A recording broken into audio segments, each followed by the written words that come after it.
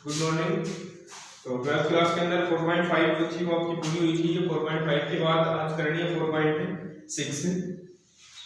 तो 4.6 के अंदर हमें क्या करना है, एक तो सिस्टम ऑफ इक्वेशन निकालना है। सिस्टम है of equation. System of equation क्या होता है, इसके अंदर हमें दो चीजें होती है, एक तो होता है कंसिस्टेंट,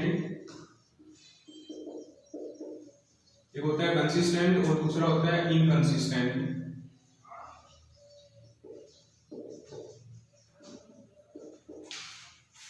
सिस्टम ऑफ इक्वेशन है, सिस्टम ऑफ इक्वेशन के अंदर एक कंसिस्टेंसी होगी, दूसरी इनकंसिस्टेंट होगा। अब कंसिस्टेंट जो होता है इसके अंदर क्या होगा कि जो डिटरमिनेंट ऑफ ए है वो डज नॉट इक्वल टू 0 होगा। डिटरमिनेंट एडजॉइंट होगी। डिटरमिनेंट ऑफ ए जो है वो 0 के इक्वल नहीं होगा, तब वो क्या होंगे, कंसिस्टेंट। और दूसरा यहाँ पे इनकंसिस्टेंट है, तो इनकंसिस्टेंट के अंदर क्या होता है कि determinant of A equal to 0 और एडजॉइंट ऑफ ए इनटू में इसके बी, और ये भी क्या होगा, इसका 0 होगा। अगर ये चीज 0 आती है या फिर यही होगा कि adjoint of A into B does not equal to 0। ये 0 के इक्वल अगर नहीं आता है तो ये कंसिस्टेंट है, अगर 0 के इक्वल आता है तो ये इनकंसिस्टेंट है। इस तरह से जो है सिस्टम ऑफ इक्वेशन निकालना है। अब देखिए पहला तो सम है, उसके अंदर क्या कहते हैं,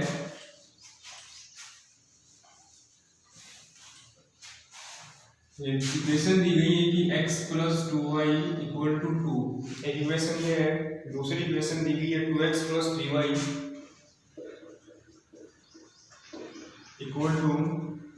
3। ये इक्वेशन दी गई है। अब इसके अंदर हमें बताना है, तो मैंने मान लिया इसको ए मैट्रिक्स। ए मैट्रिक्स के अंदर क्या क्या लेने हैं, जिसके एलिमेंट है वही लेने हैं। इसका क्या हो जाएगा 1, इसका ये हो जाएगा 2। सिर्फ x y के एलिमेंट लेने हैं, बाकी नहीं लेने हैं। अब इसका क्या हो जाएगा 2 और 3। तो ये हमारे पास बन गई एक मैट्रिक्स ए। और बी मैट्रिक्स क्या हो जाएगी, ये जो एलिमेंट है ये बी के हैं 2 और 3, तो ये इसके बी एलिमेंट हो गए। और एक तीसरा होगा x जो है वो क्या होंगे, ये कोफिशिएंट जो है क्या है, एक तो x है और दूसरा क्या है y है, ये x y हो गए। अब हमें बताना क्या है कि कंसिस्टेंट है या नहीं है। तो सबसे पहले तो हम इसके क्या निकालेंगे, कोफैक्टर निकालेंगे, क्योंकि एडजॉइंट निकालने के लिए कोफैक्टर निकालना पड़ेंगे। तो कोफैक्टर किसके बराबर होंगे, तो कोफैक्टर जो है इसको जब करेंगे तो a1 1 की वैल्यू आएगी 3, फिर a1 2 की वैल्यू जो है वो क्या आएगी -2, और a2 1 की वैल्यू आएगी 2 -2, और a2 2 की वैल्यू जो है वो देगी 1। तो ये इसकी कोफैक्टर है। अब मैट्रिक्स क्या मानती है, 3 -2 -2 और 1, ये हमारे पास मैट्रिक्स है। अब एडजॉइंट ऑफ ए जो है वो क्या होगा, इसका ट्रांसफर करेंगे। तो ट्रांसफर जैसे ही करेंगे तो क्या हो जाएगा 3 -2 -2 1, ये इसका ट्रांसफर होगा। ट्रांसपोज के बाद हमें ये हमारे पास एडजॉइंट है। अब इसके क्या करना है कि एडजॉइंट ऑफ ए और इसके इनटू में क्या होगा बी। तो ये हमारे पास 3 -2 1 है। अब इसकी मल्टीप्लाई किसी करेंगे, बी के साथ करेंगे 2 और 3 के साथ। तो फर्स्ट रो फर्स्ट कॉलम तो क्या हो जाएगा, 3 की और 2 की मल्टीप्लाई होगी 6, फिर -3 की और 2 की मल्टीप्लाई होगी तो +6। यहाँ पे करेंगे तो क्या हो जाएगा -2। अब फर्स्ट रो सेकंड कॉलम है नहीं, तो इसकी करेंगे तो क्या हो जाएगा -2 की और 2 की मल्टीप्लाई होगी -4, फिर उसके बाद 1 की और 3 की मल्टीप्लाई होगी तो ये जाएगा -3, यानी ऊपर 6 और 6 12, और नीचे -4 और -3 होगा -7। यानी इसका डिटरमिनेंट क्या होती है, जो adjoint of A into B equal to does not equal to 0 नहीं है। तो इसका मतलब ये क्या है कि कंसिस्टेंट है। इस तरह से कंसिस्टेंट और इनकंसिस्टेंट बताना है। अब उसके बाद क्या करना है, सेकंड जो है, तो इसमें इस तरह से फिफ्थ सिक्स्थ सम तक यही करना है। एडजॉइंट ऑफ ए के इनटू में बी करना है। अगर वो 0 के इक्वल आता है तो वो कंसिस्टेंट नहीं होगा, अगर 0 के इक्वल नहीं आता है तो कंसिस्टेंट होगा। अब उसके बाद क्या करता है, देखिए आगे सॉल्व करना है।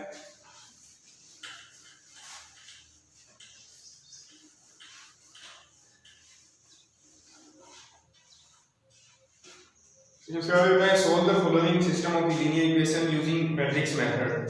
इक्वेशन दी गई है, एक तो है हमारे पास 5x + 2x = 4, और दूसरी इक्वेशन दी गई है 7x + 3y इक्वल टू 5 है। ये दो मैट्रिक्स है। अब इन मैट्रिक्स को हमें दो इक्वेशन है, इन दो इक्वेशन को मैट्रिक्स मेथड के द्वारा सोल्व करना है, यानी x और y की वैल्यू निकालनी है। तो सबसे पहले तो एक मैट्रिक्स होगी A, तो क्या हो जाएगा 5 2 7 3। दूसरी मैट्रिक्स हमारे पास होगी B क्या बनेगी 4 और 5। फिर तीसरी मैट्रिक्स हमारे पास बनेगा x क्या बनेंगे, तो x से दूसरा y है। अब जैसे होते हैं यूजिंग प्रॉपर्टी को हम यूज करेंगे, यानी a इंटू बी इसके बराबर होता है x के बराबर होता है।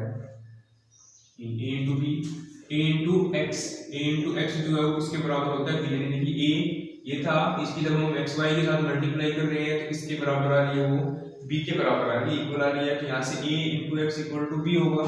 हमें x की वैल्यू चाहिए तो x इसके इक्वल हो जाएगा a इनवर्स इंटू में b।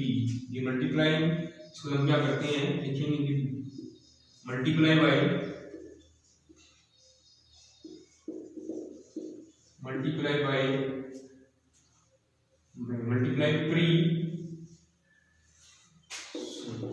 3 multiply by a। तो जब a इनवर्स से हम इसको प्री मल्टीप्लाई करते हैं तो इसके इस साइड मल्टीप्लाई करते हैं, a इनवर्स इनटू a और x इक्वल टू हो जाएगा a इनवर्स b। तो ये दोनों तो आइडेंटिटी बन जाएगा, यानी x किसके इक्वल हो गई है, a इनवर्स b के इक्वल हो जाएगा। अब x की वैल्यू हम यहाँ पे पुट करेंगे, x क्या है, x और y है। a इनवर्स की वैल्यू निकालेंगे पहले हम यहाँ पे, देखिए a इनवर्स हमारे पास नहीं है और इनटू में इसके b की वैल्यू कितनी है 4 और 5 है। तो a इनवर्स निकालने के लिए हमें क्या चाहिए, तो डिटरमिनेंट चाहिए और एक इसका एडजॉइंट चाहिए। तो पहले हम इसके एडजॉइंट निकालने के लिए क्या निकालेंगे, कोफैक्टर। तो कोफैक्टर जैसे निकालेंगे इसके, तो a के कोफैक्टर क्या हो जाएंगे, तो 5 के कोफैक्टर निकालेंगे, a1 के कोफैक्टर निकालेंगे तो क्या आएगा 3। फिर उसके बाद a12 के कोफैक्टर निकालेंगे तो -7। उसके बाद a21 के फैक्टर निकालेंगे तो -2 और a22 के फैक्टर जो है वो क्या हो जाएंगे 5। अब मैट्रिक्स हमारे पास ये बनेगी, क्या बनेगी 3 -7 -2 और 5। अब इसका हम एडजॉइंट निकालते हैं, तो एडजॉइंट ऑफ a किसके इक्वल होगा, इसका ट्रांसपोज हो जाएगा, यानी 3 -7 -2 5, ये इसका एडजॉइंट होगा। अब हमें दूसरी क्या चीज चाहिए, डिटरमिनेंट भी चाहिए। तो डिटरमिनेंट ऑफ a जो है वो किसके इक्वल होगा, ये क्या क्रॉस मल्टीप्लाई करेंगे तो 5 3 जा 15 7 2 जा 14, 15 - 14 क्या हो जाएगा 1। डिटरमिनेंट ऑफ a इसका 0। तो a इनवर्स किसके इक्वल होता है, एडजॉइंट ऑफ a और अपॉन में डिटरमिनेंट ऑफ a। तो डिटरमिनेंट की वैल्यू तुम्हारे पास कांस्टेंट है, यूनिट है, तो a यानी डिटरमिनेंट इसका a इनवर्स किसके इक्वल होगा, इसी के इक्वल हो जाएगा कि 3 -2 -7 और 5। ये इसका एडजॉइंट इनवर्स है। अब ये वैल्यू यहाँ पे हम पुट करते हैं, तो x y equal a inverse की जगह हमने पुट कर दिया 3 -2 -7 5 और इनटू में ये वैल्यू है दूसरी की 4 5 है।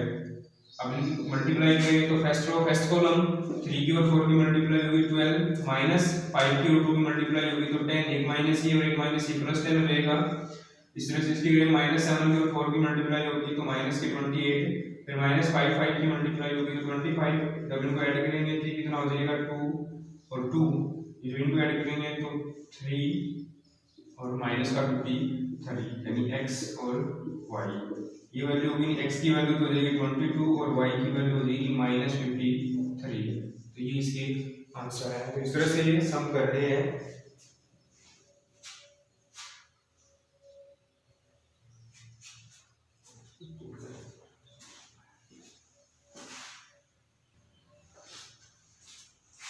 यहाँ पे क्या होगा कि ये होंगे,